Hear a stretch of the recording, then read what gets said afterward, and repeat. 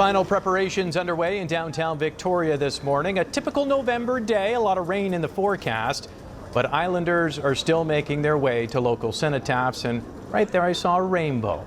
People honoring, remembering, and paying their respects to so many who have served and continue to serve, defending the values and freedoms that we will never take for granted.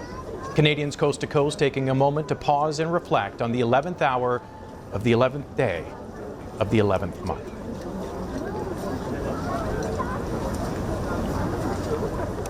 Hello, and welcome to our special Remembrance Day coverage here on CHEK. My name is Paul Haysom. It is an honor and an absolute privilege to be part of this program today. The ceremony at the Victoria Cenotaph will begin just before 11. We will bring you that service live in its entirety, commercial-free, once it begins. But first, I would like to introduce you to some special guests in studio today who will be helping guide us through the next hour. Retired Colonel Richard Talbot from the Canadian Scottish Regiment, and Lieutenant Commander Judith Harlock, a senior staff officer from Maritime Forces Pacific.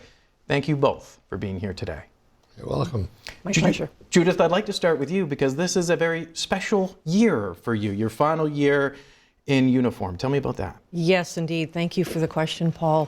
It's a very poignant year for myself. I've just completed 38 years of service. Wow. This will be my 38th year Remembrance Day in uniform, and it's also my last one. So over the course of the last few weeks, I've been reflecting on my last 38 years and all the Remembrance Day ceremonies I've attended, from the first one at the National War Memorial in Ottawa to the most recent last year at the National Military Cemetery in Ottawa. And it's just bittersweet for me being here today in studio to share some of my thoughts with you. Well, thank you for sharing the day with us, but thank you for your service as well. Much appreciated.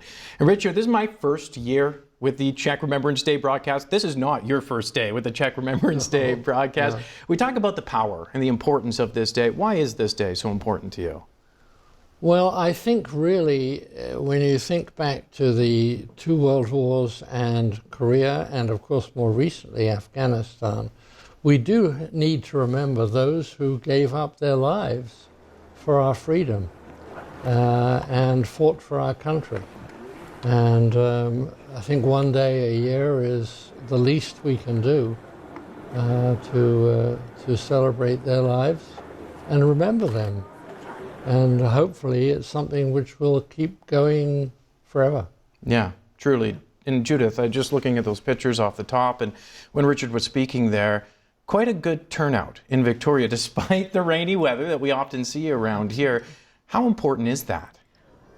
The turnout of the crowds is a positive indication that the community wants to share in the act of remembrance, and they want to do it in person if they're able to.